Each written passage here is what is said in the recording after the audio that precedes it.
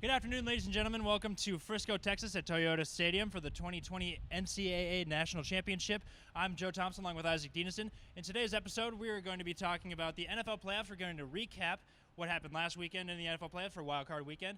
Later on the show, our new reporter, Dash Mentzel, is going to be talking about Sunday's games. But first, Isaac and I are going to obviously recap Wild Card Weekend, and we're going to give you a preview of Saturday's games. So, Isaac, give me a little bit of run through with the Wild Card games, starting with Bills versus Texans. Well, I watched most of this game, and, I really just wanted Buffalo to experience playoff victory. I did too. Just honestly. because they haven't really had much of it at all in most young people's lifetimes, at least. They haven't won a playoff game since 1999, so it would be at least nice for Buffalo to at least experience something like a playoff win. But unfortunately, a 16-0 lead just wasn't meant to be that day, down in Houston. I mean, you got to give them credit. They started off hot. Yes, I really like that trick play they did with Josh Allen in the first Billy quarter special. for a touchdown. The Billy special. But Buffalo started off hot. And they got off to a really good start, which has kind of been the theme for Texas when they have home playoff games, especially during Wild Card Weekend.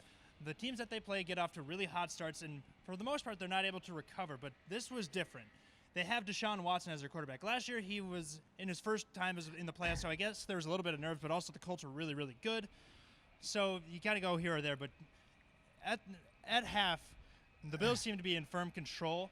And then overall, the Texans ultimately came back, and I thought that was really impressive. Well, and so did I, really. But, I mean, the fact that they still had to overcome even more than just a 16-0 deficit to win, because the Bills were getting relentless pressure on Deshaun Watson. Make no mistake. Unrelenting pressure. The Buffalo Bills have a really good defense. So just still the fact that, yes, Houston, all you really have to do when you're down in these type of situations, you're only down by 2 scores, is don't let them keep putting up touchdowns on you. So holding Buffalo to field goals is paramount. But still, when you're down like that, find ways to chip away at the lead any way you can and just keep doing your job on defense. And luckily for Houston, at least, they did do that. They followed that blueprint, and just a really gutty performance as well from Watson as well in that comeback effort. They almost lost it, though. That was the craziest part about that whole game. They almost lost it. Yeah, that's very true. They did almost lose it. Because Buffalo, they could have had a go-ahead touchdown after Houston got stopped on a 4th and 1 sneak, which was super aggressive. I did kind of like that, because if you get the first down, you win. But if you don't, you leave the door open for Buffalo to tie the game at minimum, which they did. But still, the fact that it could have been worse, it could have been a loss, really leaves a lot to be desired there, with maybe a different play call on a 4th and 1. Yeah. I think you could also look at the fact that I like Josh Allen as a quarterback, but I don't think he's quite there yet, because I think he could have led them a little bit more methodically. He's still a little bit all over the place as a quarterback. He had that really, really weird lateral at one point in the game where he just kind of threw it backwards behind him, which I've never seen more tweets on Twitter that said, "Josh Allen, what are you doing?" Yeah. That was bananas that he tried to do that. Yeah, a la Reggie Bush in the 2006 BCS National Championship game, but completely different circumstances. I get trying to make a play, but there's also a time and a place. There's a time and a place, exactly. So, at least Houston's able to hang on, though, and win in overtime. Big time for them. Probably save Bill O'Brien's job for at least another season. I don't really like Bill O'Brien as a head coach. I feel like with Deshaun Watson, he could be doing a lot. They could be doing a lot more than just 10-6. That is correct. Yes, and I do feel that way as well. Yeah, he's decent enough to get them to the playoffs, but I don't know if he can lead them very far. That's my concern, and he's kind of not doing this intentionally, but he kind of holds back Deshaun Watson a little bit, and Deshaun Watson has to battle his way back on his own. Maybe that's true. I don't know. I'm not exactly. That's not the. I don't know if that would be exactly the read I have, but yeah. That's the perception I have of it anyway. But we're going to go ahead and move on to the next game, the Tennessee Titans versus the New England Patriots. Awesome. Wow. Awesome. Absolutely wow. We finally have a Super Bowl without the Patriots in it. Not only without the Patriots, but with no Brady, Roethlisberger, or Manning. Yeah. It's been a while. It's like having an NBA Finals with no LeBron. Yeah. It doesn't happen very often. That is correct, unless you're talking about last year. So, Yeah. I mean, but Weird. it was like 8 straight finals until last year. But still, just weird things happening. Tennessee, I think, came in with the exact right game plan. Yep. Run the ball against New England and don't let Tom Brady beat you. I mean, if you have Derrick Henry, why not run the ball? He's been arguably the best running back in the NFL in the second half of the season. He was the leading rusher, in fact, in the league this year. Exactly. So yeah. But I think one thing I noticed is that the Patriots obviously had a good defense. They did struggle a lot against Derrick Henry because he's really, really good.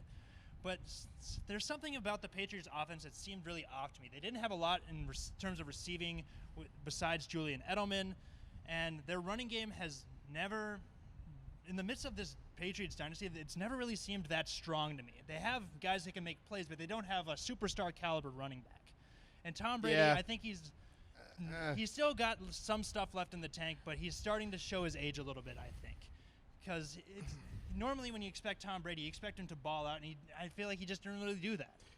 And again, I mean, I don't know if you can entirely blame Tom Brady for not having a superstar or something, a go-to guy to always give the ball to. I mean, Sony Michel's all right, and James White's all right, but they're very at least role-centric. They pretty much thrive in their specific roles. That's really just the Patriots in a nutshell. They're very role-specific with the way that they build their team. So I don't know if I would necessarily say that, it's, I don't know, just sometimes the pieces don't fall into place, and more often than not, the Patriots have had the pieces fall into place, just not this year. Yeah. And Tennessee, give them credit, they also did not let New England score a touchdown after, I think, their first drive of the game. Yeah, pretty much. Yeah, because they had the Patriots had that play where Tom Brady yelled at Julian Edelman, "Get in your spot, get in the slot," and then they just ran the jet sweep, and it was a easy touchdown. Really, that was at least a really good play call. But Tennessee's defense, they at least did what they needed to do. But as we'll discuss a little bit later, they got a lot coming for them. Absolutely. Moving on to the games that happened on Sunday, the Minnesota Vikings versus the New Orleans Saints. Isaac, people went into this game saying that New Orleans Saints were going to absolutely kill the Vikings by at least 2 touchdowns, and look what happened. The Minnesota Vikings prevailed and won in overtime against New Orleans Saints. Give me your thoughts. Do you want to know what – you want to know the biggest signifier for nobody giving the Vikings a chance against the Saints? Go for it.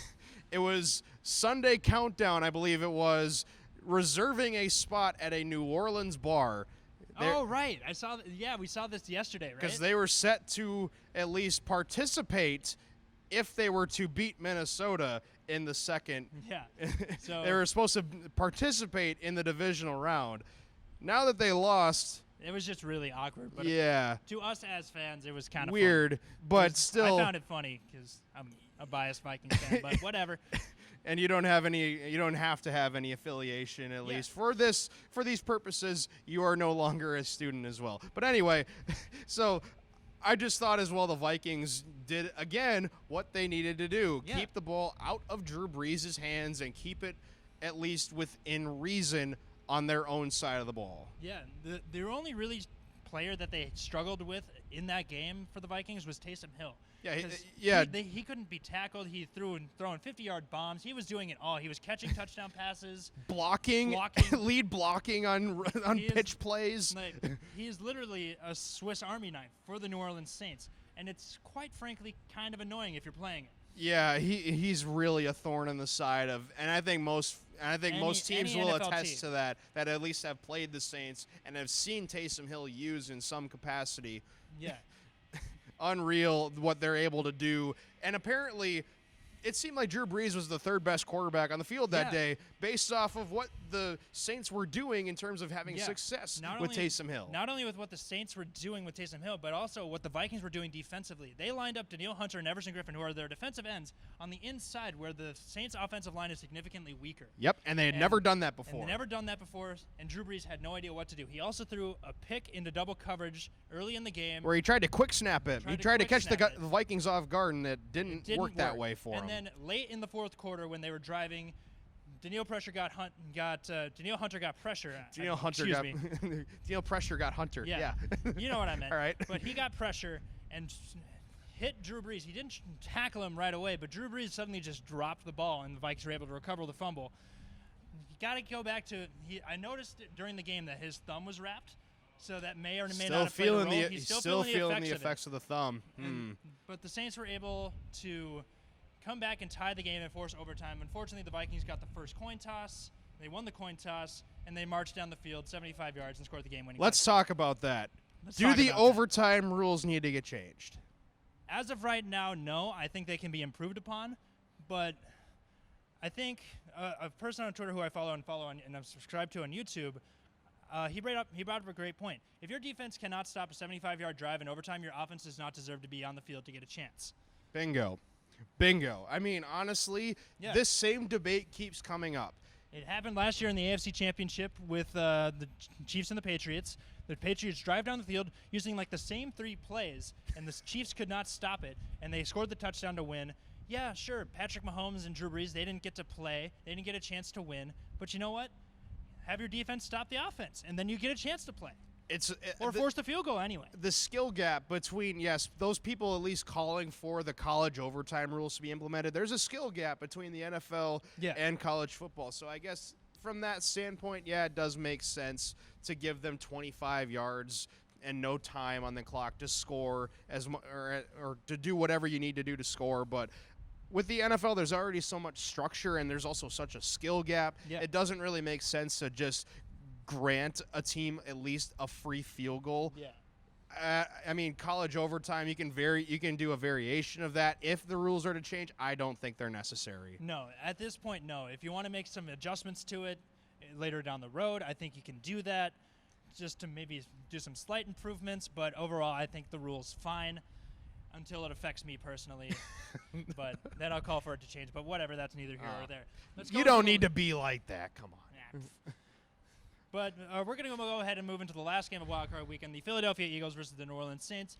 Carson Wentz got his first start as an NFL quarterback in the NFL playoffs, and he was promptly exited out of the game due to a cheap shot by Jadeveon Clowney in the first quarter. This was the game I saw the least of, and it's definitely this is the one game I didn't watch, but go ahead. This is the game that I saw the least of, and it's definitely upsetting that it had to happen this way, just from a general NFL fans' perspective.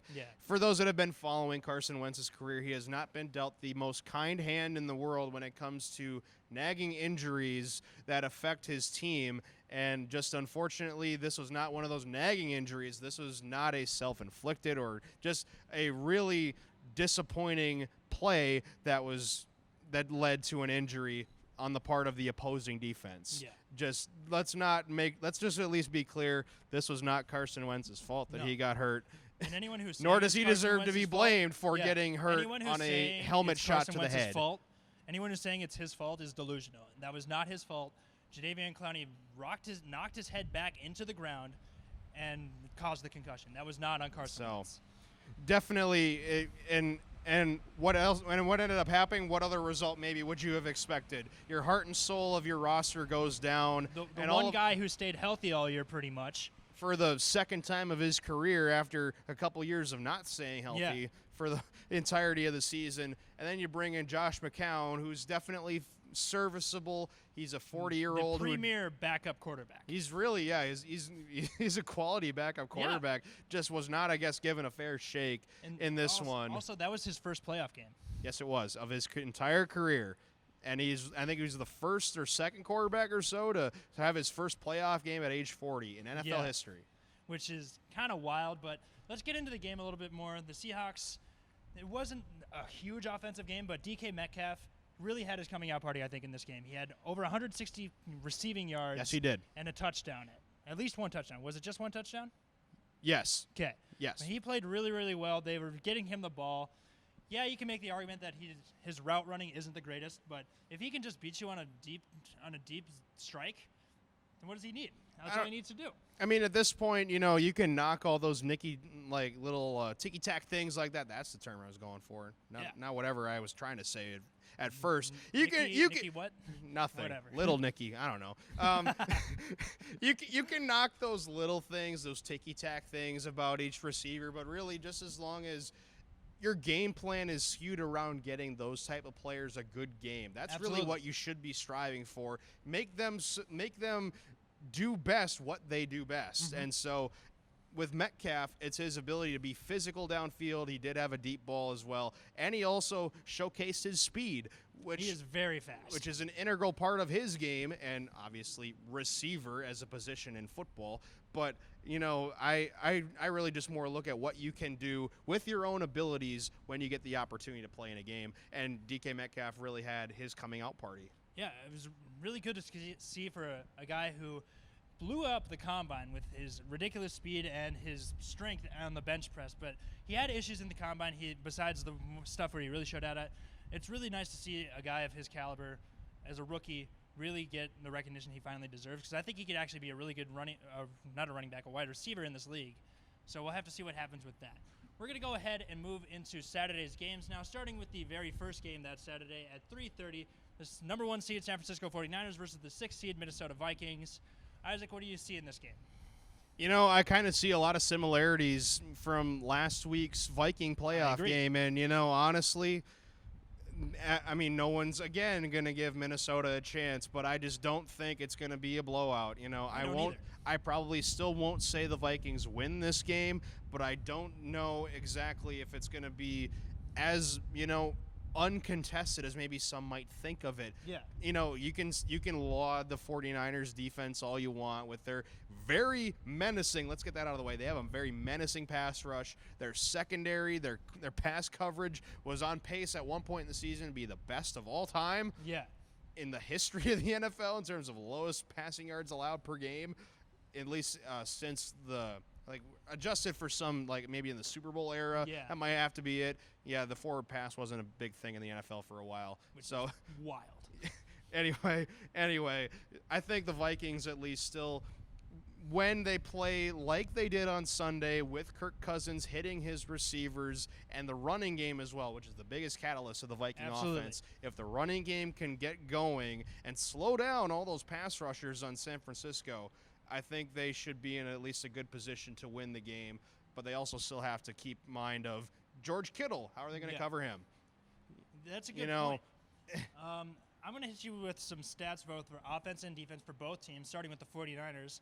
The 49ers defense is one of the best in the NFL, as we mentioned. Yep. They are 8th in points allowed. They allow less than 20 points per game. In fact, 19.4 points per game. They are 2nd in yards allowed, only 281.8 yards per game.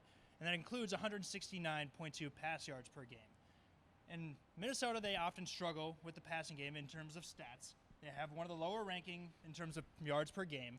They did really well in terms of scoring points with the pass, but yards-wise, that could be a struggle with the cornerbacks in the secondary that San Francisco has. The biggest thing with San Francisco's defense, they have a great pass rush. They have a good secondary. Their run defense is not that great. They are allowing 112.6 rushing yards per game. And with a good run-heavy offense like the Minnesota Vikings, I think that could play a really huge role.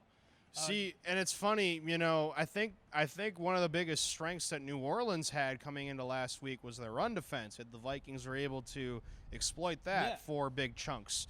I wonder if maybe the inverse will be true if the 49ers, with their pass defense being as good as they are, maybe the Vikings maybe break a couple of them. I don't know. I really, this whole thing, it's fun to predict, but I just don't know, exactly. I don't really think that, maybe we can expect anything like that. Yeah. Maybe the inverse might be true. Maybe it won't. I kind of would lend towards maybe not saying the inverse would be true, though. Mm-hmm. Yeah, we'll have to see what happens. As far as the 49ers offense go, it's, again, one of the best in football. They are very high scoring. They are averaging almost 30 points a game. During the regular season, they gain a lot of yards on the ground. They have a lot of great running backs. They have 3 really solid running backs. They have Matt Breida, Tevin Coleman, and I can't remember the Raheem Mostert. Raheem Mostert, who is the leading rusher on the team, and he has the most rushing touchdowns on the team. So they have a really good running attack. In comparison to the Vikings defense, it's a bit of a downgrade. It's still a very good defense, but it's not quite the same as it was 2 years ago when it was the best defense in the NFL. They still have a really good red zone defense. In terms of yards, they give up 341 total yards per game. That ranks 14th among NFL teams, 15th in pass, and 13th in rush. But they don't give up a lot of points. They only give up 18.9 points per game. So it's going to be, I think, when you look at it, it might be a low-scoring game like we saw with when I looked at the Saints game, I thought it was going to be an offensive shootout. It wasn't quite the case because there were some defensive stands, but there was some scoring. I think we're going to see the same thing here. Yeah, I think it's going to be really similar, at least. Yeah. Maybe not going to overtime on scoring on a walk-off touchdown, kind of similar. I think we're going to get a pretty similar final score. Yeah, but I felt good going into the Saints game because they were such underdogs. They were 7.5-point underdogs against the Saints. The Minnesota Vikings were.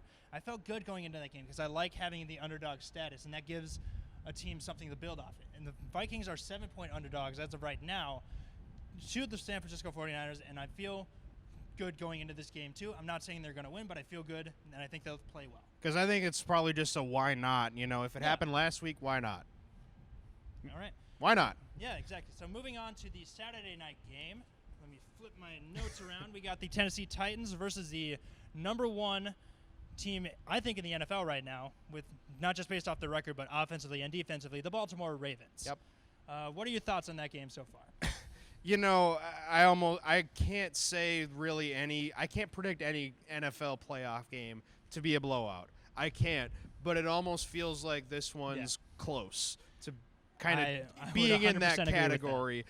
You know, Baltimore, even though they weren't trying in Week 17 against Cleveland, I think it was. Did they play against Cleveland or Cincinnati? Pittsburgh. The other AFC team, the other AFC North team. Yeah. Whatever it was. The team that's not in the playoffs. They didn't try in Week 17. And they still, with that offensive system and the playmakers they have on their bench, outperformed a team that was hoping to make the playoffs. Yeah. They at least were still mathematically in the playoffs, in the playoff picture in Week 17. So with all that time off now, about 3 weeks for Lamar Jackson or so, and the rest of those offensive playmakers to get healthy and get rid of any nagging injuries, even though Tennessee stepped up against the run against New England, I don't know if they're going to have the same fate because Baltimore's just kind of been bludgeoning everybody to death with the run this year. Pretty much. Offensive stats for the Baltimore Ravens. They have the number 1 scoring offense. Watch where your fist goes. You almost hit me. Well, whatever. It would have been great content. Just accidentally punch you in the face. Nope. They have the number 1 scoring offense in the NFL. It's over 30 points a game. They can beat you in the run. As we said, they average over 206 rushing yards per game. The passing game in terms of yards is not the greatest, but that's because they're already down at the goal line when they are throwing the football. And Baltimore actually set the NFL record for most rushing yards in a season. Exactly. It's so, crazy. Yeah, expect a lot of that, Tennessee. Not only that, the Ravens have one of the best defenses in the NFL as well. They only allow 17.6 points per game. They only have about 300 yards of offense given up. The biggest thing for them is to stop Derrick Henry. They have a really good run defense, so that will be really, really good. I don't really trust Ryan Tannehill. He's been doing well since he came to Tennessee, but this is probably going to be the best defense that he's played all year. Yes. So with guys like Marcus Peters, Earl Thomas, it's going to be really, really tough. This is his first real team. So it's a real team. Yeah. Just in case I wasn't clear enough. Maybe say that one more time? Real. Okay. All right. Got it now. But it's a really good team that the Baltimore Ravens have, and I think Ryan Tannehill is going to struggle. If Derrick Henry can't get going, I think it's going to be curtains for the Tennessee Titans. No. I mean, you can't have a similar type of game that Ryan Tannehill had last week against New England, under 100 yards, no touchdowns. Not a recipe for success or against the one Baltimore touchdown Ravens. at least, but you can't play as poorly as you did last week against New England and expect to win yet again in the playoffs. This one I don't really see being too competitive just because Baltimore's just had so much time to get rested, plus as well on their defense with who would have thought Earl Thomas would be as much of an impact as he was on that defense, along with Marcus Peters and the rest of that defense. And also losing C.J. Mosley, it wouldn't skip a beat. Crazy how that all works out. So we're going to then move on over to Sunday. We welcome in Dash Mentzel. He's our newbie. He's a freshman here at NDSU. This is his first time on camera. We thank you for agreeing to be on camera here today. Let's transition then to the NFL playoffs divisional round for Sunday's games, starting with Texans Chiefs down at Arrowhead Stadium. We did drive through Kansas City on our way down to Frisco this year. A little bit of a different route for most of the Bison fans traveling down. We traveled through Kansas City, didn't see Arrowhead, but it's going to be rocking on Sunday. What do you think the home field advantage is going to be like for Tennessee? We're not on them anymore. We're on Kansas City. What do you think the home field advantage is going to be like for Kansas City here against Houston? Arrowhead's going to be rocking. And, with that playoff win finally coming at Arrowhead last year in the divisional round against Indianapolis, it's going to be rocking again this year to see they have another first-round bye, this time against the Houston Texans, another AFC South team. And the Texans, coming off that, ugly win, but a win's a win, especially in the playoffs. Yes. Considering, they came back from 16-0 against the Bills. Kansas City and Arrowhead, it's kind of interesting. They've had that curse for the longest time, through the 90s and up until, like I said, last year. And, one game I'd like to bring up, talking about this game, is back in week 6, when Houston went to Arrowhead and beat Kansas City with a healthy Patrick Mahomes, Tyreek Kelsey, everything. Yeah. It was a very offensive, air raid showdown. But I think the Texans in that game in particular had a bit more of a run game. Now, I don't know that if will be important. I don't know if they'll have the same level of success maybe in that one. Like I said, I don't know if that's going to be the case this weekend, but it could play a factor. And also, it is winter. It's going to be at least chilly in Kansas City. Don't know about the weather conditions right now, but yeah, the home field will be important. We're going to be going into these Sunday matchups with at least a little less statistical angle here, but just based on the eye test, I think it's almost fair. Kansas City definitely, I think, earned a first-round bye with the way they played, and, I would think that in front of their home fans, they probably are not going to get a spot at home in the championship game based on the way that things are looking right now with what we just talked about with Baltimore. So you would think that they would want to show out in front of their home fans for the final time. Well, you better believe it. I mean, Patrick Mahomes, I feel like Patrick Mahomes has been one of the most under-talked about quarterbacks this whole season. Which is weird because he was kind of the face of the league last year. He was like, nobody could stop talking about him last year. Well, he was the MVP last year, wasn't he? Yes, he was. Yes. In fact, he was. So there you go. I mean, that's good reason to be talked about. So Patrick Mahomes and that offensive group and the defensive group, I don't know. I don't really know about, where they rank offensively, defensively. I just don't think that really matters just because they're at home. They just want to win one final game. I would pick Kansas City to beat Houston just based really on that alone. Deshaun Watson's good, as we discussed prior. I don't think he's good enough yet to win a playoff game at Arrowhead. Well, yes, that is absolutely true. But there's also chances for Houston to win. How could that happen? Well, Deshaun Watson, once again, he's going to have a whole game, not just a second half like last week, a whole game. Yes. Like that second half last week. He needs to sling the ball as fast as he can. That is very fair. Get it out to his receivers. Hopefully Will Fuller will be back this week, so they'll have an extra receiver. I don't know if he is for sure. But yeah, I mean, you are I think right. You cannot have a half where you don't play well, especially on the road. This late in the season as well. This is technically week 19 of the NFL season. If you have one bad half, that usually, especially on the road, that means you're done. You think we know this by now, but some teams don't get that message sometimes. So yeah, Buffalo. Come on, Buffalo. You didn't have to do us like that as NFL fans. Anyway, let's transition here to the final game of the weekend for the divisional round. It's the Green Bay Packers and the Seattle Seahawks. A Lambeau playoff game where apparently the Packers are not that great of late at Lambeau, only 7-5 in their last 12 at home. But I feel like they're almost getting underappreciated in this game. I almost think not many people are really thinking that Green Bay should be at least in maybe not even in firm control. Yes, they are criticized for maybe being a suspect 13-3 team. I don't know. I mean, I really just would not discount winter in Wisconsin in January, even for a team in Seattle that's used to playing in freezing rain going sideways. I just don't think it's going to be, I wouldn't favor Seattle. A lot of people are, though. Well, definitely the home field advantage. You talked about that with Arrowhead. Lambeau Field is always a place where it's always rocking, no matter what time of the year it is, no matter what's going on. There are a lot of crazy people up in northeastern Wisconsin that love the Packers. I wouldn't. Oh, not you. I don't know. Not you. There just are many of them up there that are crazy for Green Bay. They always show out. I just wouldn't discount that factor at all. But even though, yes, I think the criticisms against Green Bay during the regular season are pretty fair. They didn't play very well against mostly inferior competition, but yet they still did win. And maybe that is a benefit for them that they had as much experience as they did in close games. Yes, that is true. And also Seattle, they also haven't been, winning impressively this year either. 11 of their last 12 wins have been only by 8 points or less.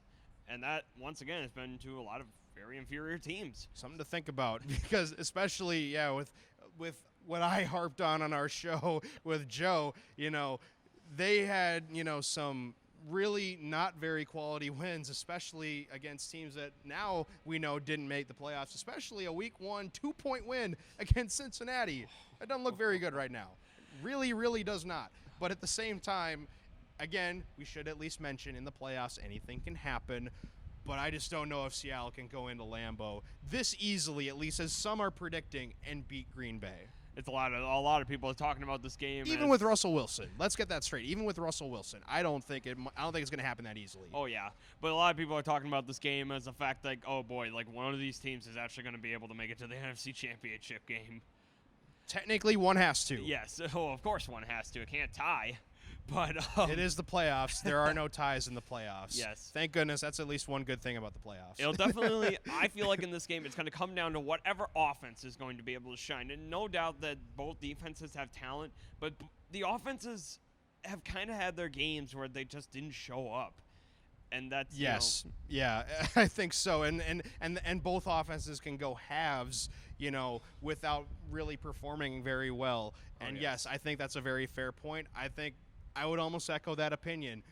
Just the fact that defense travels, especially in the cold weather in the playoffs, so the offenses of these teams need to be on point to be able to win, especially for Seattle, at least in a hostile environment, but for Green Bay as well, with the pressure as well, being at home, knowing they have this reputation. I think it'll also be paramount for them to play well offensively, especially much more than defensively.